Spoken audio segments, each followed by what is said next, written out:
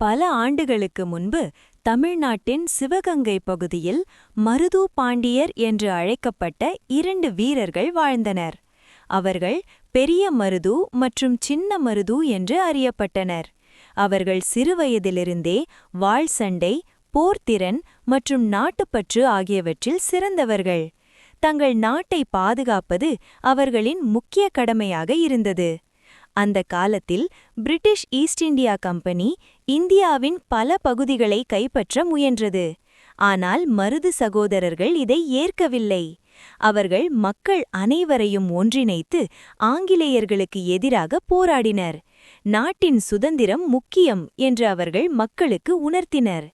1801ஆம் ஆண்டு அவர்கள் சுதந்திரத்திற்காக பெரிய போராட்டத்தை நடத்தினார். இது இந்தியாவின் முதல் பெரிய சுதந்திரப் போராட்டங்களில் ஒன்றாக கருதப்படுகிறது.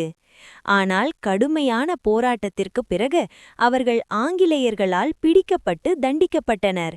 இருந்தாலும் அவர்கள் காட்டிய தைரியம் மற்றும் நாட்டுப்பற்று இன்றும் மக்களின் மனதில் வாழ்கிறது.